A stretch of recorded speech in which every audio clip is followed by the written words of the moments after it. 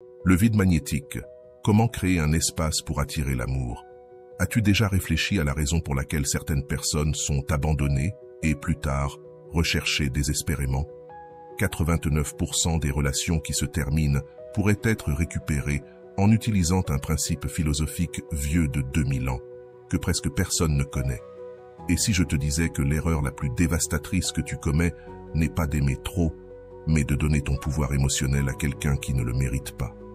Alors que tu continues à revisiter leur profil et à attendre ce message qui ne vient pas, il y a une vérité stoïque qui est en train de transformer des relations brisées en connexions indestructibles.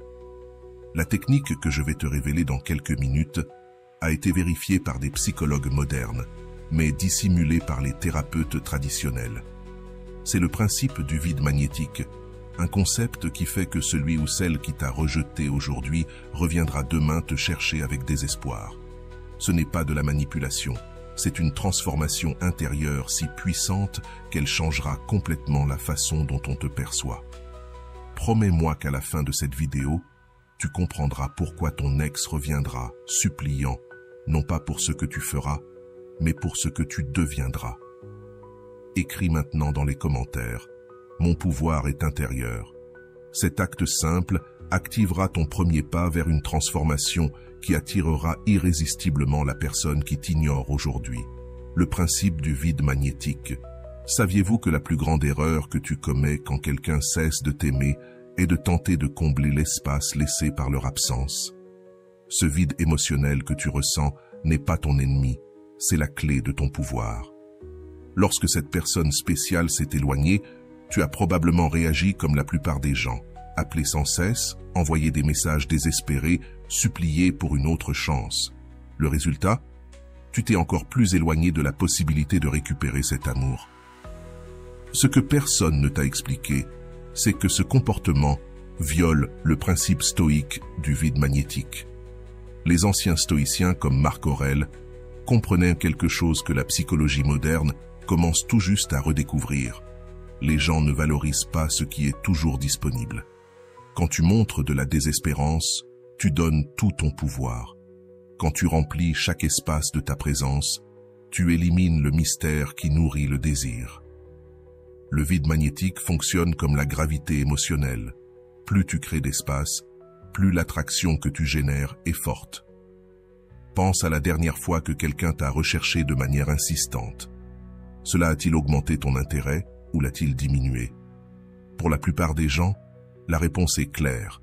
Un excès de disponibilité réduit le désir. Les stoïciens comprenaient que l'espace émotionnel n'est pas un ennemi à craindre, mais un outil puissant à cultiver. Lorsque quelqu'un cesse de t'aimer, ton premier réflexe doit être exactement l'opposé de ce que te dicte l'anxiété. Avant de continuer, si tu n'es pas encore abonné à ma chaîne YouTube, je t'invite à le faire dès maintenant. En t'abonnant, tu seras informé de toutes mes nouvelles vidéos, ce qui te permettra de ne rien manquer de contenu précieux. L'illusion de la poursuite. Le principe du vide magnétique repose sur une vérité inconfortable. Tu ne peux pas forcer quelqu'un à t'aimer, mais tu peux créer les conditions pour que l'amour renaisse naturellement. Lorsque tu cesses de remplir chaque espace, quelque chose d'extraordinaire se produit.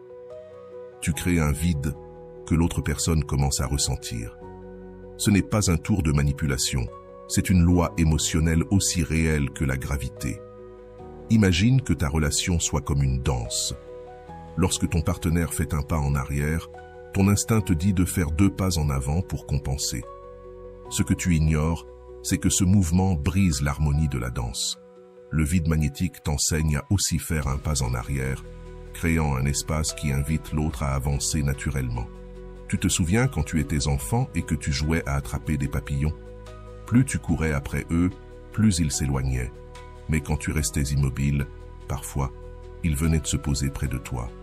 Les stoïciens ont compris ce principe il y a des milliers d'années. La poursuite génère de la résistance, tandis que l'espace crée de la curiosité. Les messages désespérés, les appels incessants et les suppliques passionnées ont l'effet inverse de celui désiré. Ils éloignent davantage la personne et confirment leur décision de partir. Le vide magnétique inverse complètement cette dynamique. Le pouvoir du silence.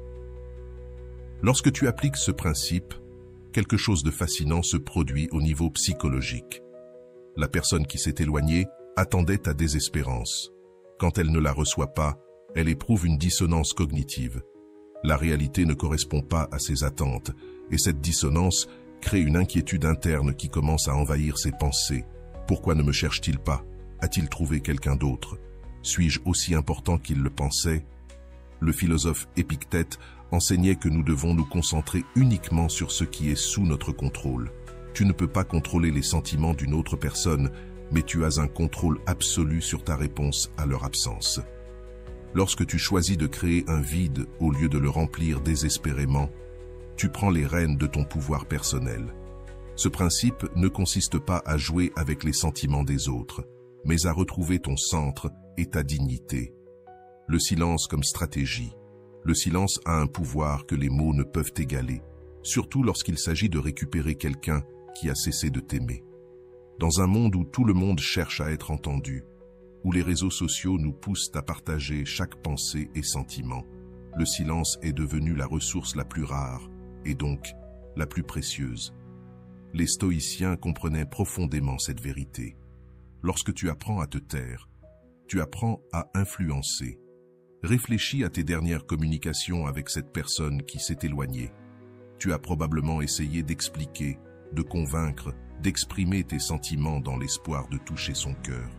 Ce que tu ne savais pas, c'est que chaque mot désespéré affaiblissait ta position. Le pouvoir du silence est la pratique stoïque de communiquer davantage avec moins, de permettre aux espaces entre les mots de parler pour toi. Quand quelqu'un s'éloigne et que tu réponds avec un silence digne, tu n'es pas passif. Tu actives l'une des forces les plus puissantes de la psychologie humaine, la curiosité. Créer un déséquilibre pour attirer l'attention. Le silence crée des questions là où les mots créeraient des réponses. Et ce sont les questions, et non les réponses, qui maintiennent l'intérêt vivant. Il y a une différence cruciale entre le silence comme tactique manipulatrice et le silence stoïque. Le premier cherche à punir et à provoquer une réaction, tandis que le second cherche à honorer ta dignité et à créer un espace pour une réflexion véritable. Il ne s'agit pas d'ignorer par vengeance, mais de reculer pour permettre à toi et à l'autre personne de vous voir avec clarté, sans la brume de la désespérance. Le silence crée un vide qui peut faire changer la dynamique de ta relation, transformant ainsi la manière dont tu es perçu. Si cette personne revient, elle le fera depuis un lieu de véritable intérêt, et si elle ne revient pas, tu auras récupéré ton pouvoir et serais prêt à attirer un amour véritable qui te valorisera. Ainsi, le vide magnétique et le silence sont des outils puissants pour transformer ta dynamique relationnelle. Ils ne sont pas des manipulations, mais des principes profonds qui te permettent de retrouver ton pouvoir intérieur et d'attirer à toi ce que tu désires vraiment sans avoir à te sacrifier. Le silence communique avec une force que les mots ne peuvent égaler. Il transmet le respect de soi, la force intérieure et une confiance tranquille en notre propre valeur. Ces qualités sont infiniment plus attractives que la nécessité ou la désespérance. Comme l'a écrit Marc Aurèle, il est mieux de garder le silence et d'être que de parler et de ne pas être. Lorsque tu appliques le pouvoir du silence, tu choisis d'être digne, être précieux, être complet par toi-même. Cette présence silencieuse est magnétique parce qu'elle est authentique. Le pouvoir du silence te protège aussi des erreurs classiques, supplier, argumenter, essayer de convaincre. Chaque fois que tu tentes de persuader quelqu'un qu'il devrait t'aimer, tu lui donnes paradoxalement des raisons pour ne pas le faire. L'amour ne répond pas aux arguments logiques ni aux supplications émotionnelles. Il répond à l'attraction naturelle qui naît lorsque quelqu'un reconnaît ta valeur indépendamment. En pratiquant le pouvoir du silence, tu offres également un cadeau inestimable, du temps et de l'espace pour que les sentiments évoluent naturellement. Les stoïciens comprenaient que les émotions, comme toutes les choses dans la nature, doivent suivre leur cours. tenter de forcer ou d'accélérer ce processus crée seulement de la résistance. Le silence permet aux eaux troubles de se poser, révélant la clarté qui était cachée en dessous. Ce qui est le plus transformateur dans le pouvoir du silence, c'est la manière dont il change ta relation avec toi-même. Lorsque tu cesses de chercher une validation externe à travers des réponses et des réactions, tu commences à trouver ton centre. Et dans ce centre réside ton véritable pouvoir, non pas le pouvoir sur les autres, mais le pouvoir sur toi-même. Et paradoxalement, c'est ce pouvoir intérieur qui finira par attirer celui qui s'est éloigné. Le silence n'est pas un vide, il est plein de réponses. En attendant en silence avec dignité, tu communiques sans mots que ta valeur ne dépend pas de sa présence. Et cela peut être la leçon la plus importante que vous ayez à apprendre, tous les deux. La grande attraction stoïque. T'es-tu déjà demandé pourquoi certaines personnes semblent attirer l'amour naturellement, tandis que d'autres le poursuivent sans succès? Le secret ne réside pas dans ce qu'elles font, mais dans la manière dont elles se comportent vis-à-vis d'elles-mêmes. L'attraction stoïque est probablement le principe le plus puissant et le moins compris des relations. Il ne s'agit pas de techniques de séduction, mais d'une manière complètement différente de te positionner face à l'amour et au désir. Les anciens stoïciens comme Sénèque et Épictète enseignaient que ce qui est véritablement sous notre contrôle, ce sont nos jugements et nos actions, pas les circonstances extérieures ni les opinions des autres. Cette vérité fondamentale transforme complètement la dynamique de l'amour.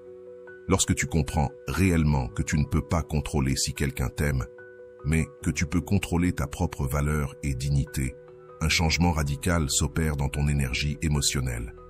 L'attraction stoïque commence avec une prémisse révolutionnaire. Ton objectif n'est pas d'être aimé, mais d'être précieux. Lorsque tu diriges toute ton énergie vers le fait d'être une personne intègre, équilibrée et en paix avec toi-même, tu actives un champ magnétique naturel qui attire, plutôt que de poursuivre. C'est comme la différence entre courir après un papillon ou créer un jardin qui les attire naturellement. Que faire lorsqu'une personne cesse de t'aimer? Ta réponse instinctive sera probablement d'essayer de démontrer ta valeur, de convaincre cette personne de combien tu es digne. Mais voici le paradoxe. Plus tu essaies de prouver ta valeur, moins tu sembles précieux. L'attraction stoïque inverse cette équation. Au lieu de chercher à démontrer ta valeur à celui qui t'a quitté, concentre-toi sur la reconnaissance de ta propre valeur, indépendamment de cette personne. Imaginons deux personnes qui ont été abandonnées par leur partenaire. La première passe chaque jour à tenter de récupérer cet amour. Elle envoie des messages constants, change son apparence, ajuste sa personnalité, tout pour plaire à celui qui est parti. La deuxième, pratiquante de l'attraction stoïque, dirige cette même énergie vers son développement personnel.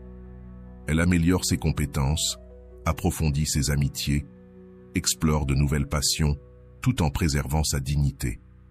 Laquelle des deux te semble la plus attractive? La réponse est évidente. Le philosophe stoïcien Épictète disait « Ne cherche pas à ce que les choses se passent comme tu le souhaites. Souhaite qu'elles se passent comme elles se passent, et tu seras heureux. » Appliquée aux relations, cette leçon a un pouvoir transformateur. Lorsque tu acceptes pleinement la réalité présente, que cette personne a choisi de s'éloigner et que tu diriges ton énergie non pas pour changer cette réalité, mais pour fleurir en elle, tu crées les conditions parfaites pour l'attraction stoïque. La plupart des gens agissent depuis un état de pénurie émotionnelle. Ils sentent qu'ils ont besoin de l'amour de quelqu'un de spécifique pour se sentir complet. Les stoïciens comprenaient que cette mentalité est précisément ce qui bloque l'amour véritable. L'abondance émotionnelle, savoir que tu es complet par toi-même, est le plus puissant aimant pour attirer non seulement celui qui est parti, mais aussi de nouvelles opportunités d'amour. Il existe un concept en psychologie moderne appelé la théorie de la réactance, qui confirme ce que les stoïciens savaient instinctivement. Les êtres humains valorisent davantage ce qu'ils perçoivent comme rare ou en danger de se perdre. Lorsque celui qui t'a abandonné voit que tu prospères sans lui, que tu as accepté sa décision et que tu construis une vie précieuse, cette réactance se déclenche. Ils commencent à remettre en question leurs décisions, non pas parce que tu cherches à les manipuler, mais parce que ta valeur personnelle évidente suscite un doute naturel. Ai-je fait une erreur en m'éloignant? L'attraction stoïque agit à 3 niveaux simultanés. D'abord, elle te libère de la souffrance et de la dépendance émotionnelle. Ensuite, elle fait de toi une personne plus complète et équilibrée. Enfin, en conséquence naturelle des 2 premiers, elle augmente considérablement ton attractivité aux yeux de celui qui s'est éloigné. Pas parce que tu essaies, mais précisément parce que tu as cessé d'essayer. Il est important de comprendre que l'attraction stoïque n'est pas une stratégie de manipulation. Si tu la pratiques dans le seul but de récupérer quelqu'un, elle ne fonctionnera pas, car l'intention désespérée filtrera dans tes actions. La véritable attraction stoïque exige une transformation authentique. Tu dois réellement te valoriser indépendamment du retour de cette personne. Le chemin vers l'attraction stoïque commence par de petites décisions quotidiennes. Chaque fois que tu choisis de ne pas consulter son profil sur les réseaux sociaux, tu pratiques l'attraction stoïque. Chaque fois que tu choisis d'investir dans une amitié ou une passion, au lieu de ruminer sur le passé, tu actives ton champ magnétique naturel. Chaque fois que tu te traites avec respect et dignité, tu renforces ton attractivité de l'intérieur vers l'extérieur. Les stoïciens, comme Marc Aurèle, pratiquaient ce qu'ils appelaient l'amor fati, aimer ton destin, même les parties douloureuses. Lorsque tu es capable de voir la fin d'une relation non pas comme une tragédie, mais comme une opportunité de mieux te connaître et de renforcer ton caractère, quelque chose de magique se produit. Tu deviens irrésistible, non pas parce que tu essaies de l'être, mais parce que la force intérieure authentique est la forme la plus puissante d'attraction humaine. Pense aux personnes que tu as le plus admirées et désirées dans ta vie. C'étaient-elles celles qui mendiaient de l'attention et de la validation, ou celles qui avaient une solide sensation de but et d'estime de soi? L'attraction stoïque te place fermement dans cette deuxième catégorie, non pas à travers des prétentions, mais à travers un travail intérieur authentique. Le pouvoir de la liberté émotionnelle et du désir inversé. La véritable liberté émotionnelle arrive lorsque tu te rends compte que tu as atteint un point où tu serais bien, que cette personne revienne ou non. C'est lorsque tu peux véritablement lui souhaiter le meilleur, même si ce meilleur ne t'inclut pas. Cette liberté est paradoxalement l'état le plus magnétique que tu puisses atteindre. C'est le moment où, sans le chercher, tu deviens irrésistible pour celui ou celle qui t'a laissé. En pratiquant l'attraction stoïcienne, souviens-toi que les stoïciens valorisent la vertu par-dessus tout. Cela signifie que tu ne dois jamais utiliser ces principes pour manipuler ou nuire aux autres. L'objectif n'est pas de faire souffrir celui ou celle qui t'a quitté, ni de lui prouver qu'il ou elle a commis une erreur. L'objectif est d'honorer ta propre valeur et de vivre avec dignité, indépendamment des actions des autres. Si cette personne revient, elle sera attirée par ton authenticité, pas par tes stratégies. Le désir inversé, une dynamique psychologique profonde. Il existe un phénomène fascinant dans les relations humaines que les philosophes stoïciens comprenaient il y a des milliers d'années, mais que la psychologie moderne commence à peine à explorer. Le principe du désir inversé. Ce concept explique pourquoi, dans de nombreuses situations, plus tu désires intensément que quelqu'un t'aime, moins il est probable que cela se produise. Et plus important encore, il révèle comment inverser cette dynamique peut transformer complètement une relation brisée. Le désir inversé n'est pas un tour ou une tactique manipulatrice, mais une profonde vérité psychologique sur la manière dont le désir humain fonctionne. Pour le comprendre, il faut d'abord saisir un paradoxe fondamental. Le désir humain ne répond pas à la logique, mais à la tension émotionnelle. Plus la tension entre la proximité et la distance est équilibrée, plus le désir est fort. Quand quelqu'un t'a cessé de t'aimer, ta réaction naturelle est d'augmenter la proximité. Appeler davantage, écrire plus, exprimer davantage tes sentiments. Ce que tu ne sais pas, c'est qu'en faisant cela, tu élimines toute la tension nécessaire pour que le désir fleurisse. C'est comme tenter d'allumer un feu en l'étouffant avec trop de combustible. Le principe du désir inversé. Le principe du désir inversé t'enseigne à créer l'espace nécessaire pour que la flamme puisse se raviver. Les anciens stoïciens comprenaient profondément la nature du désir humain. Épictète enseignait que notre nature est de désirer ce que nous n'avons pas et de tenir pour acquis ce que nous possédons. Lorsque quelqu'un sait qu'il t'a complètement, qu'il sait que tu ferais tout pour récupérer son amour, cela diminue paradoxalement son désir envers toi. Pas parce que tu es moins précieux, mais parce que la dynamique naturelle du désir humain exige un certain degré d'incertitude. Imaginons que tu aies deux opportunités. L'une est entièrement garantie, toujours disponible, sans aucun risque de la perdre. L'autre est précieuse, mais nécessite des efforts. Elle n'est pas assurée, elle pourrait être perdue si tu n'agis pas. Laquelle capterait le plus ton attention et ton énergie? Pour la majorité des gens, la réponse est claire. Nous valorisons davantage ce que nous pourrions perdre que ce que nous avons assuré. Quand appliquer le désir inversé? Le principe du désir inversé applique cette vérité universelle aux relations.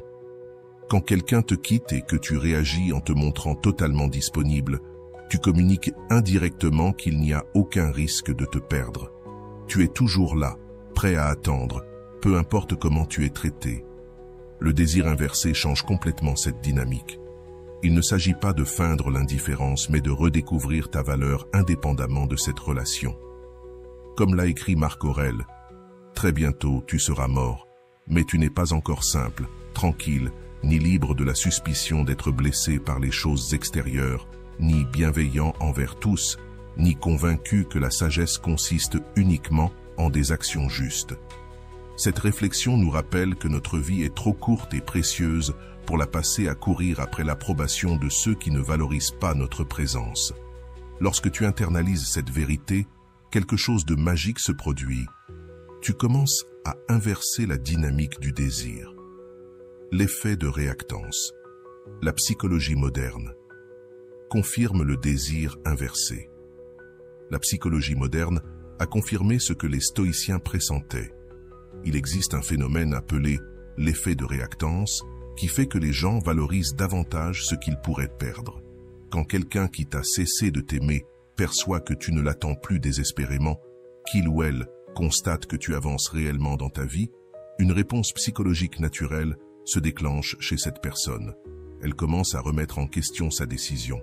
Il n'est pas étonnant que de nombreuses personnes rapportent que leurs ex-partenaires les ont contactés précisément au moment où elles ont commencé une nouvelle relation ou lorsqu'elles ont manifestement surmonté la rupture. Ce n'est pas une simple coïncidence, ni un coup de malchance. C'est le principe du désir inversé en action. Le désir humain s'intensifie lorsqu'il perçoit qu'il pourrait perdre définitivement ce qu'il avait autrefois tenu pour acquis.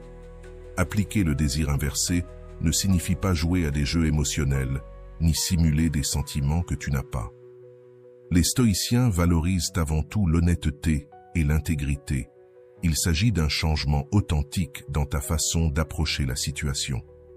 Au lieu de concentrer ton énergie pour récupérer cette personne, tu la concentres sur toi-même, pour te reconstruire. Le changement authentique, l'activation du désir inversé. Imaginons que tu aies supplié de l'attention et de l'amour à une personne qui s'est éloignée. Un jour, tu prends la décision consciente de réinvestir cette énergie en toi-même. Tu commences à prendre soin de ta santé physique et émotionnelle, à te reconnecter avec des amis que tu avais négligés, à redécouvrir des passions que tu avais abandonnées. Tu construis une vie qui te rend heureux, indépendamment de si cette personne revient ou non. Ce changement authentique dans ton énergie et ton approche est exactement ce qui active le désir inversé. Ce qui est puissant avec le désir inversé, c'est qu'il fonctionne même si tu ne l'utilises pas intentionnellement pour récupérer celui ou celle qui t'a quitté. Quand tu te concentres vraiment à construire une vie précieuse pour toi-même, deux choses merveilleuses se produisent. Soit cette personne revient, attirée par ton énergie et ton authenticité renouvelée, soit tu réalises que tu n'as plus besoin qu'elle revienne, car tu as trouvé une plénitude qui ne dépend pas de sa présence. Les stoïciens enseignaient un concept appelé amor fati, l'amour du destin. Lorsque tu appliques ce principe à une rupture, tu comprends que même cette fin douloureuse peut être le début de quelque chose de beau. Peut-être que le but de cette personne dans ta vie n'était pas d'être ton partenaire pour toujours, mais de t'enseigner à te valoriser pleinement. Un avertissement sur le désir inversé. Il est important de noter que le désir inversé perd de son pouvoir lorsqu'il est utilisé comme une stratégie manipulatrice. Si tu fais semblant d'aller bien, tout en espérant secrètement que l'autre personne revienne, l'inauthenticité se manifestera dans tes actions et tes paroles. Le véritable pouvoir du désir inversé réside dans une transformation authentique. Tu dois véritablement commencer à valoriser ton indépendance émotionnelle plus que la récupération de cette relation. La manière la plus puissante d'activer le désir inversé est ce que les psychologues modernes appellent la congruence interne. Lorsque tes pensées, tes sentiments et tes actions sont alignés, tu n'agis pas comme si tu avais surmonté la rupture tout en étant intérieurement désespéré. Le travail réel consiste à reconstruire ta relation avec toi-même jusqu'au point où tu es réellement en paix avec n'importe quel résultat. Souviens-toi des mots d'Épictète. Ce n'est pas ce qui t'arrive, mais comment tu réagis à ce qui t'arrive, qui compte. La personne qui t'a quitté ne t'aimera pas avec désespoir et persécution. Lorsque tu réagis avec dignité et respect de toi-même, non seulement tu défies ses attentes, mais tu crées un espace où le désir naturel peut refleurir. Dans cette partie, nous allons explorer un principe puissant qui peut transformer profondément vos relations et vous rendre irrésistibles. L'absence irrésistible. Ce n'est pas un changement qui se produit du jour au lendemain, mais plutôt un processus graduel. Il commence avec de petites décisions quotidiennes. Chaque fois que vous choisissez de ne pas consulter son profil sur les réseaux sociaux, chaque fois que vous décidez de ne pas envoyer ce message impulsif, chaque fois que vous investissez dans votre propre croissance au lieu de ressasser le passé, vous activez le principe du désir inversé. Ce qui est vraiment transformateur avec ce principe, c'est qu'il vous mène vers un état de liberté émotionnelle plus grande, peu importe le résultat, avec cette personne spécifique. Et cette liberté, cette capacité d'être complet par vous-même, est ce qui vous rend irrésistiblement attrayant, non seulement pour celui ou celle qui vous a quitté, mais aussi pour toutes les personnes qui entreront dans votre vie. L'absence irrésistible. Avez-vous remarqué que parfois, nous valorisons davantage ce que nous n'avons pas que ce que nous possédons? Que la distance, d'une manière ou d'une autre, peut augmenter le désir au lieu de le diminuer. Ce phénomène n'est pas une coïncidence, ni un simple caprice du cœur humain. C'est le principe stoïque de l'absence irrésistible, une force si puissante qu'elle peut totalement transformer la dynamique d'un amour perdu. Lorsque quelqu'un que nous aimons décide de s'éloigner, notre instinct primaire est de réduire cette distance. Nous appelons, écrivons et nous nous rendons dans des endroits où nous savons que cette personne sera. Ce que nous ne comprenons pas, c'est que ces actions, issues de la peur de perdre, accélèrent en réalité cette perte. L'absence irrésistible fonctionne selon une logique totalement différente. Parfois, pour approcher quelqu'un, vous devez vous permettre d'être véritablement absent. Les anciens stoïciens comprenaient quelque chose que la psychologie moderne confirme. L'être humain a tendance à prendre pour acquis ce qui est toujours disponible. Sénèque, le philosophe, écrivait « Valorise davantage le temps que les objets matériels. Aujourd'hui, nous désirons ce que nous ignorions hier. » Cette sagesse s'applique parfaitement aux relations humaines. Quand vous êtes toujours présent, cette présence perd de sa valeur. Mais quand vous créez un espace d'absence authentique, cet espace se remplit naturellement de curiosité et de désir. Imaginez votre relation comme une pièce. Tant que vous y êtes, l'autre personne ne voit peut-être pas pleinement l'importance de l'espace que vous occupez.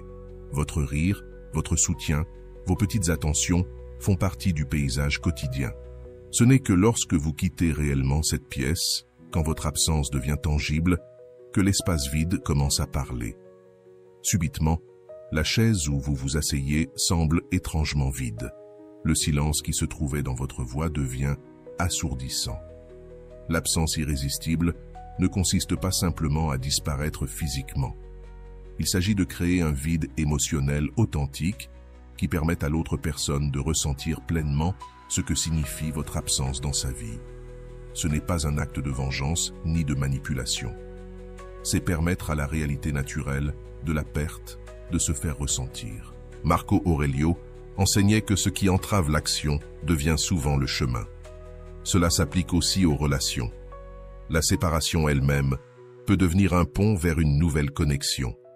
Lorsque vous arrêtez de lutter contre la séparation et que vous l'acceptez comme partie intégrante du processus naturel, quelque chose d'extraordinaire se produit.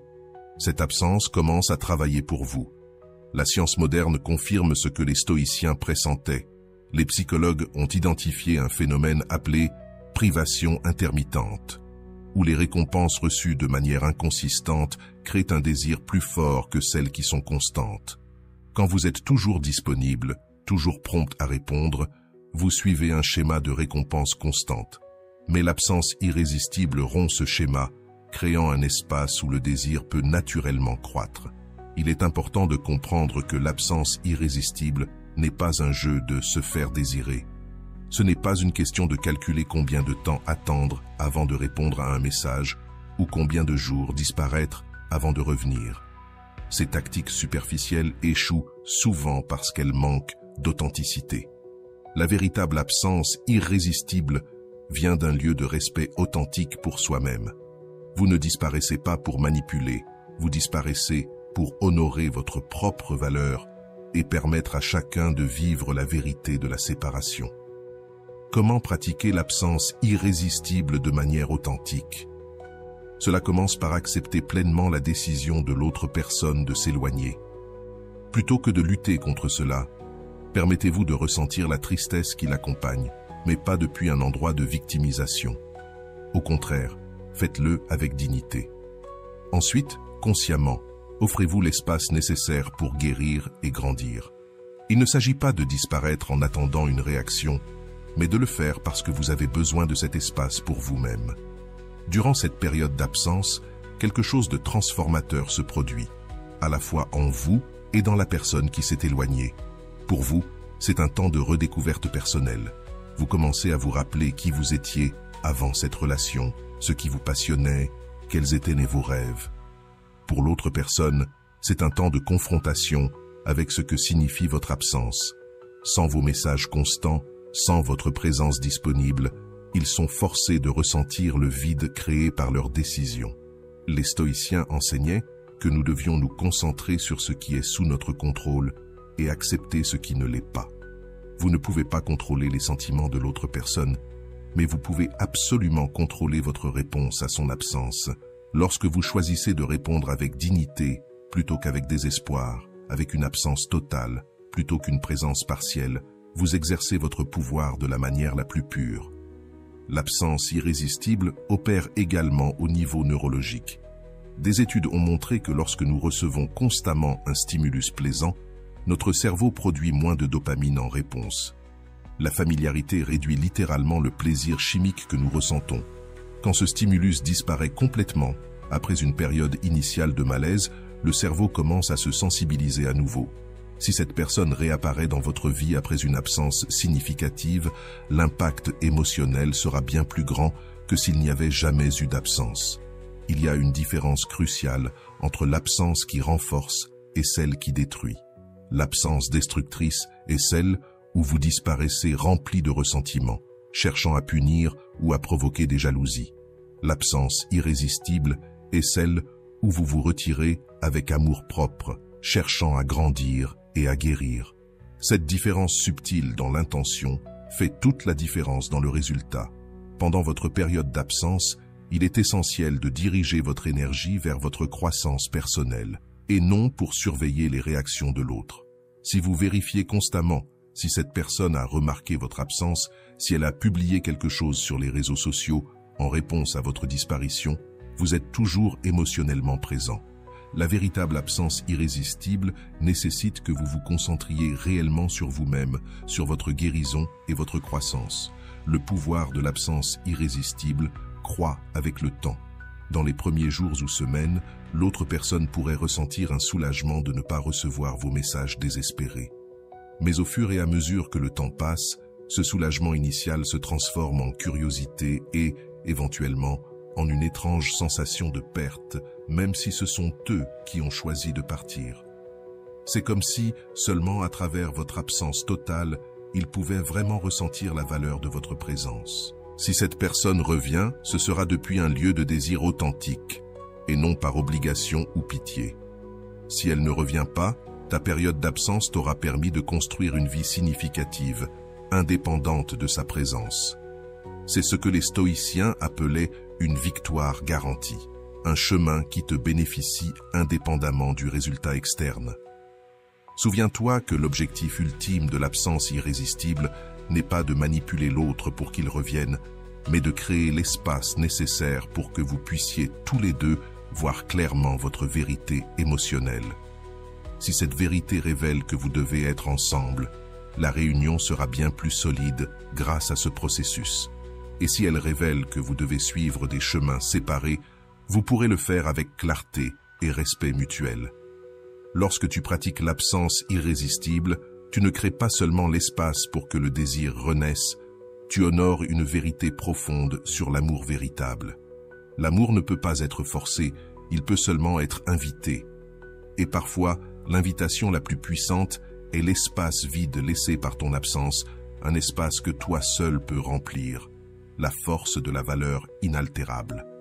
As-tu déjà remarqué comment certaines personnes semblent maintenir leur dignité et leur force, même dans les moments les plus douloureux de rejet amoureux? Comment parviennent-elles à garder intacte leur estime personnelle quand quelqu'un décide de cesser de les aimer? Ce n'est pas un don avec lequel elles sont nées, mais le résultat de la compréhension et de la pratique d'un des principes les plus puissants du stoïcisme, le valeur inaltérable. La valeur inaltérable est la compréhension profonde que ta valeur en tant qu'être humain n'augmente pas lorsque quelqu'un t'aime, ni ne diminue quand quelqu'un cesse de t'aimer. C'est reconnaître que, bien que la douleur du rejet soit réelle, ton essence fondamentale reste inchangée.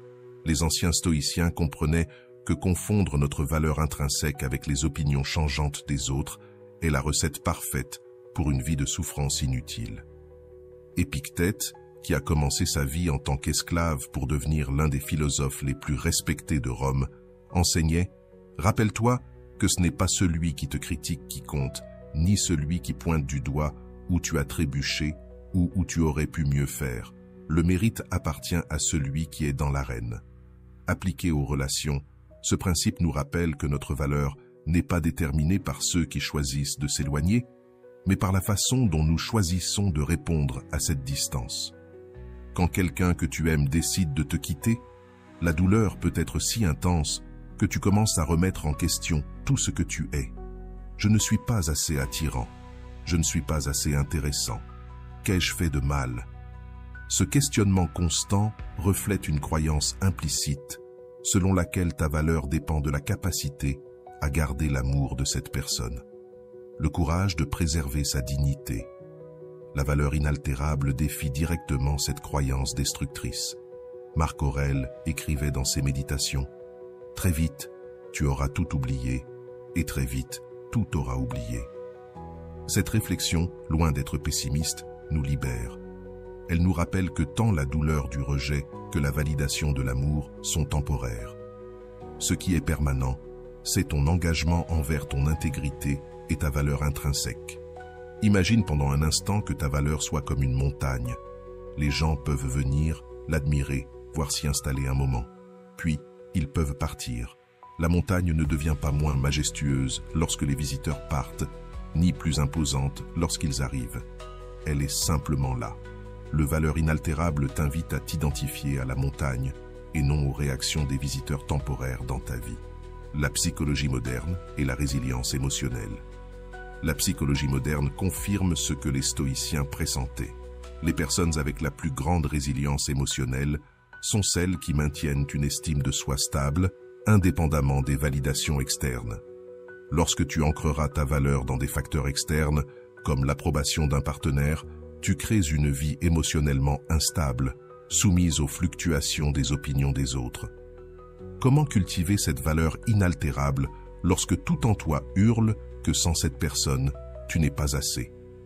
Commence par reconnaître la différence entre la douleur naturelle de la perte et la croyance optionnelle de la dévalorisation. Il est naturel de ressentir la douleur lorsqu'une personne que tu aimes décide de s'éloigner. Ce n'est ni naturel ni nécessaire de conclure que cette séparation diminue ta valeur en tant qu'être humain. Les stoïciens pratiquaient un exercice appelé « prévision des adversités », qui est directement applicable pour cultiver le valeur inaltérable dans les relations. Cet exercice consiste à imaginer consciemment des scénarios difficiles, comme la fin d'une relation, et à réfléchir à la manière dont tu maintiendrais ton intégrité et ta valeur face à eux. Pas pour alimenter la peur, mais pour te rappeler que ta dignité peut rester intacte, même dans les moments les plus douloureux. Réponse stoïque à la rupture. Quand quelqu'un décide de te quitter, tu montres souvent ta véritable philosophie de vie. Si tu crois que ta valeur dépend de l'amour de cette personne spécifique, tu supplieras, mendieras et compromettras ta dignité pour essayer de récupérer cet amour.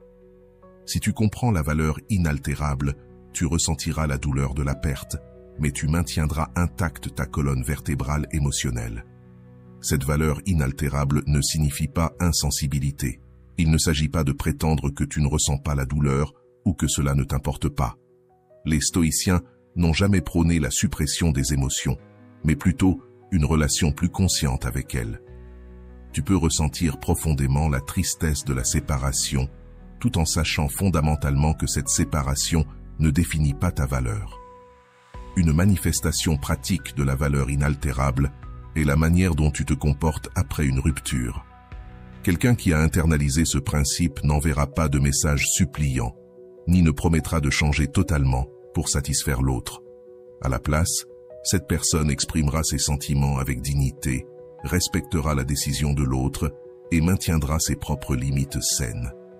Cette réponse équilibrée est souvent bien plus attrayante que les supplications désespérées. Le valeur inaltérable se manifeste également dans la manière dont tu te traites pendant le processus de guérison. Quand ta valeur dépend de l'amour d'une autre personne, son absence peut déclencher des comportements autodestructeurs. Négliger ta santé, t'isoler socialement, ruminer constamment sur le passé. Le valeur inaltérable te rappelle que tu mérites soin et respect, particulièrement quand tu es blessé, et t'encourage à te traiter avec la même considération que tu montrerais à un ami cher dans une situation similaire. Les stoïciens comprenaient quelque chose de profond à propos des relations humaines. Souvent, nous désirons des personnes qui montrent une ferme estime d'elles-mêmes et une conscience de soi.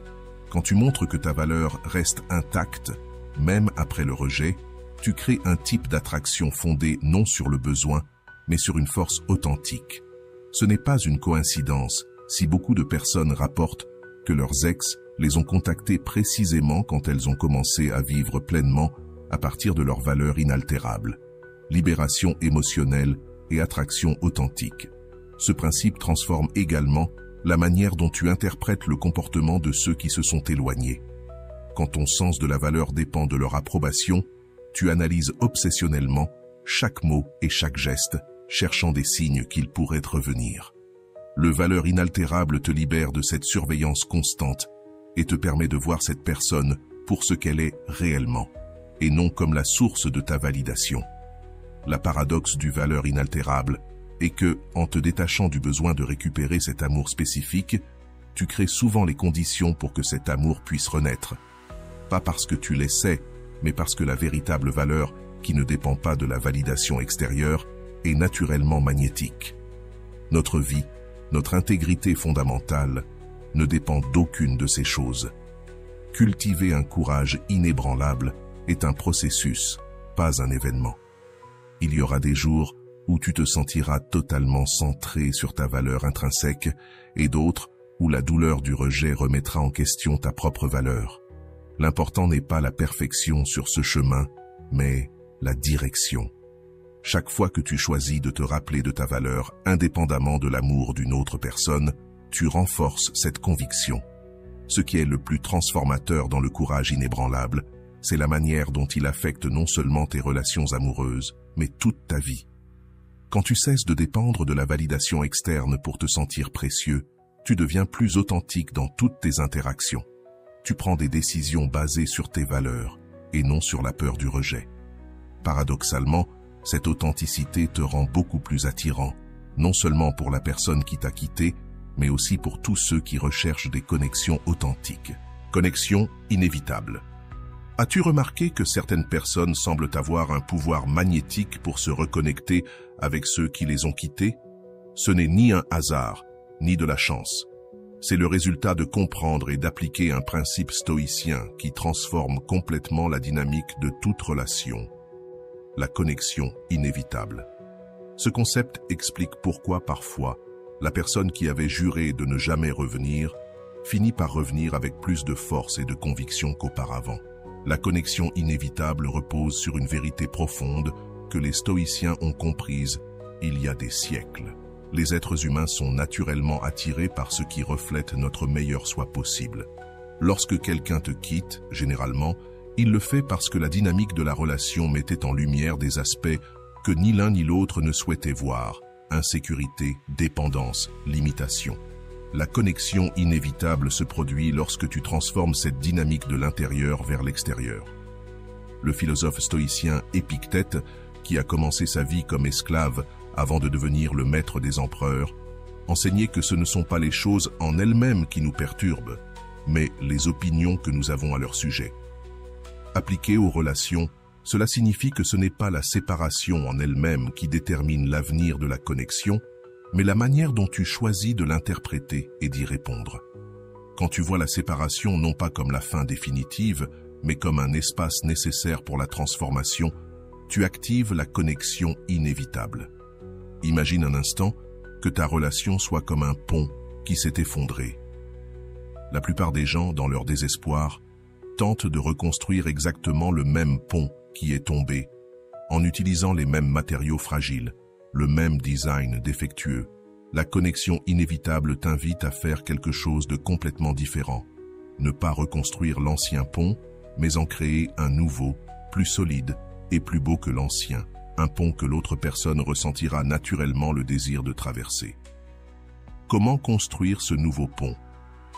Tout commence par une compréhension fondamentale.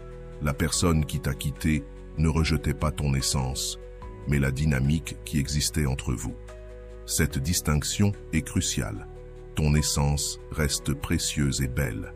La dynamique, comment vous interagissez, quel schéma vous aviez créé ensemble, c'est cela qui doit être transformé. Marc Aurèle enseigne que l'obstacle à l'action fait avancer l'action. Ce qui se trouve sur ton chemin devient ton chemin. Lorsque tu appliques cette sagesse à une rupture, tu comprends que la séparation elle-même peut être le catalyseur d'une connexion plus profonde. L'espace créé par son absence te permet de faire un travail intérieur qui aurait été impossible dans l'ancienne dynamique. La psychologie moderne confirme ce que les stoïciens pressentaient. Les gens se sentent naturellement attirés par ceux qui reflètent leur soi idéal, la version de nous-mêmes que nous aspirons à être. Lorsque tu utilises le temps de séparation pour cultiver les qualités que tu admires, force intérieure, authenticité, but, tu deviens le miroir du soi idéal de l'autre personne. Cette transformation authentique active un magnétisme naturel qui dépasse de loin les tactiques superficielles. La connexion inévitable opère à deux niveaux simultanés. D'abord, elle te transforme.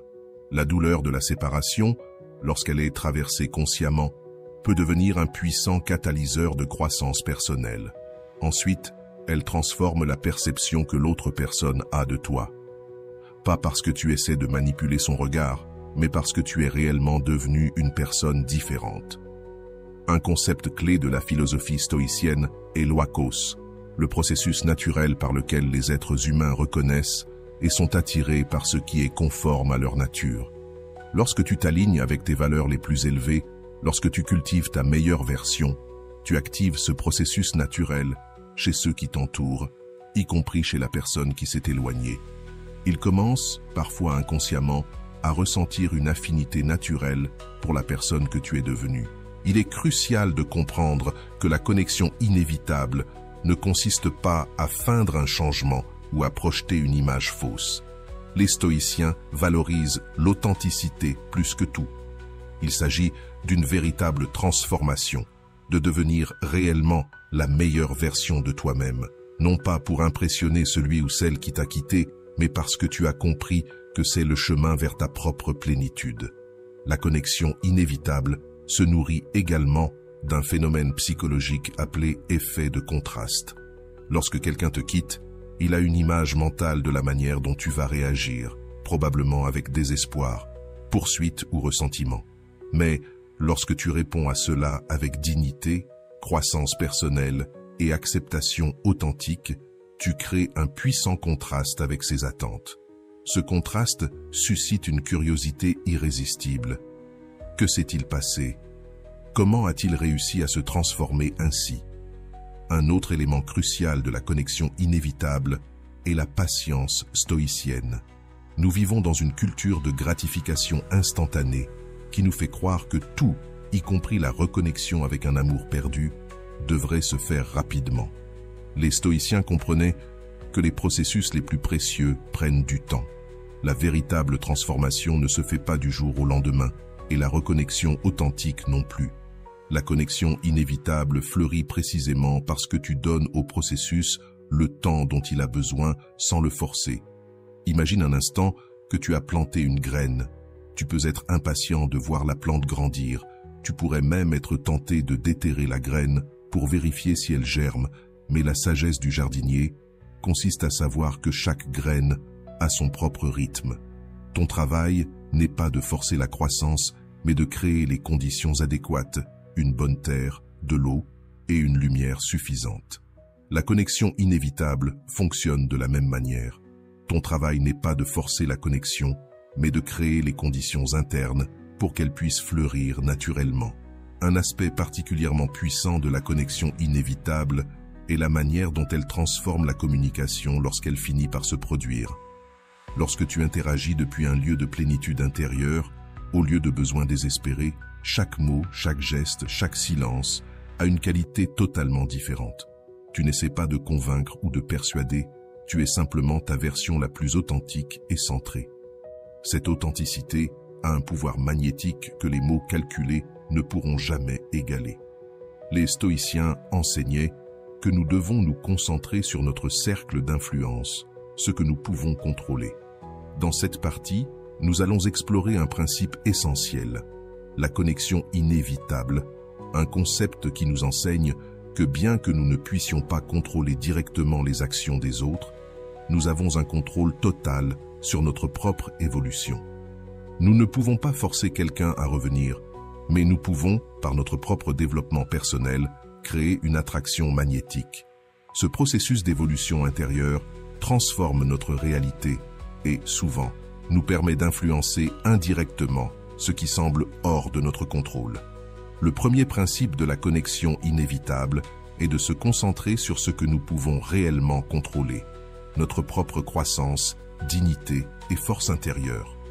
Lorsque nous dirigeons toute notre énergie vers cette évolution personnelle, il est souvent possible d'influencer positivement les situations qui semblaient initialement au-delà de notre portée.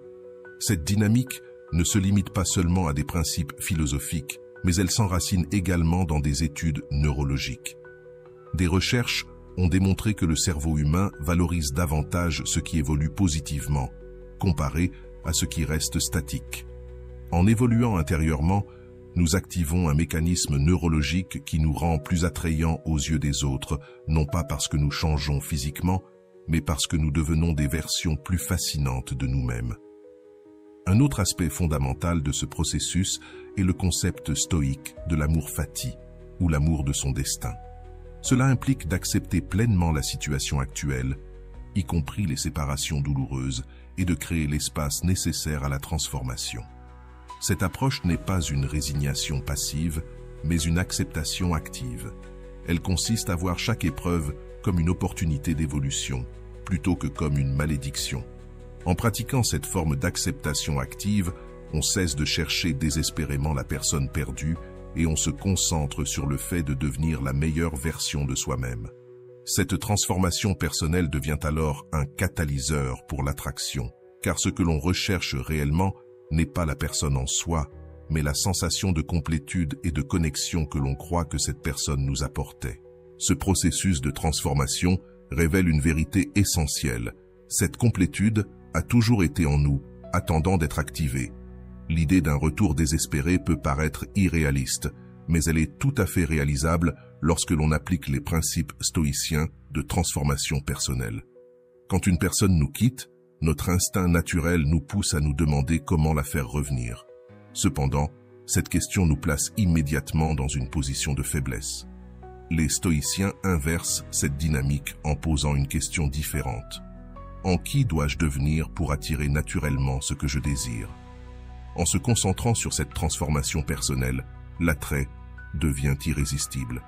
Le philosophe Épictète disait « Dites d'abord à vous-même quel genre de personne vous voulez être, puis faites ce que vous devez faire. » Cette sagesse stoïque s'applique parfaitement dans le contexte de la séparation. Plutôt que de se concentrer sur la reconquête de la personne, il s'agit de se concentrer sur la reconstruction de soi. Une transformation authentique est ce qui peut éventuellement faire revenir une personne, non par pitié ou par obligation, mais par un désir sincère. Il est important de noter que le retour ne se produit pas en raison de changements superficiels comme une amélioration physique ou de nouvelles compétences. Il se produit parce qu'une dynamique psychologique profonde a été activée. Nous, en tant qu'êtres humains, avons une tendance naturelle à valoriser ce que nous avons perdu, particulièrement lorsque nous voyons que cela a évolué au-delà de notre perception initiale. Comme l'a écrit Marc Aurèle, « Si quelque chose d'extérieur te fait souffrir, ce n'est pas cela qui te perturbe, mais ton propre jugement à ce sujet, et il est en ton pouvoir de le révoquer maintenant. » Appliquer cette idée au retour d'une personne permet de comprendre que ce n'est pas la séparation qui nous perturbe, mais notre jugement erroné sur ce qu'elle signifie pour notre valeur personnelle. Lorsque nous annulons ce jugement erroné et que nous reconnaissons notre valeur intrinsèque, nous commençons à générer un champ d'attraction irrésistible. Imaginez avoir deux versions de vous-même, l'une abandonnée, pleine de besoins désespérés et d'estime de soi faible, l'autre transformée, centrée sur sa propre valeur en constante évolution, vivant une vie pleine, indépendamment de la présence de cette personne. Quelle version de vous-même semble la plus attractive? La réponse est évidente, et elle est la même pour celui qui vous a quitté. La psychologie moderne a validé ce que les stoïciens savaient intuitivement. Il existe un phénomène appelé aversion à la perte, où les humains ressentent plus intensément la douleur de perdre quelque chose qu'ils possédaient que le plaisir d'acquérir quelque chose de valeur égale. Ainsi, lorsqu'une personne nous quitte et nous la voyons prospérer sans sa présence, cette aversion à la perte peut être activée de manière puissante. Elle commence à ressentir qu'elle ne perd pas seulement la personne qu'elle a laissée, mais également la version améliorée de celle-ci. Le retour désespéré suit un parcours psychologique prévisible. Initialement, la personne qui vous a quitté ressent un soulagement, mais, avec le temps, en observant votre transformation authentique, elle ressent de la curiosité. Cette curiosité se transforme en doute sur sa décision et peut éventuellement se transformer en un désir de reconnexion. Il est crucial de comprendre que le retour désespéré ne peut être forcé. Les stoïciens enseignaient que nous devons nous concentrer uniquement sur ce qui est sous notre contrôle. Vous ne pouvez pas contrôler si cette personne reviendra ou non, mais vous avez un contrôle total sur votre propre évolution et dignité. Paradoxalement, c'est précisément en se concentrant sur soi-même et non sur l'issue souhaitée que vous créez les conditions pour le retour désespéré. Ce processus fait partie d'une dynamique psychologique qui est plus puissante que ce que l'on pourrait imaginer. Lorsque vous vous engagez dans ce chemin de transformation intérieure, vous n'êtes pas seulement en train de changer votre vie, mais aussi de créer un champ d'attraction irrésistible pour ceux qui vous ont quitté. Le malaise mental que nous ressentons survient lorsque nos actions vont à l'encontre de nos croyances. Lorsque quelqu'un nous quitte, il le fait généralement avec une narration interne qui justifie sa décision. Nous n'étions pas compatibles. Je ne ressentais pas suffisamment. Il y a des problèmes irrésolubles. Mais quand tu te transformes, cette narration commence à s'effondrer, créant une dissonance qui cherche à être résolue. Souvent, la seule manière de résoudre cette dissonance est de reconsidérer la décision initiale. Le philosophe disait que la plupart de nos préoccupations sont davantage liées à la perception qu'à la réalité. Lorsque quelqu'un te quitte, il le fait en fonction de sa perception de qui tu es et de ce que représente la relation. Le retour désespéré se produit lorsque cette perception change radicalement, non pas parce que tu cherches à manipuler son point de vue, mais parce que tu t'es véritablement transformé en une personne différente. La patience est absolument cruciale dans le processus du retour désespéré.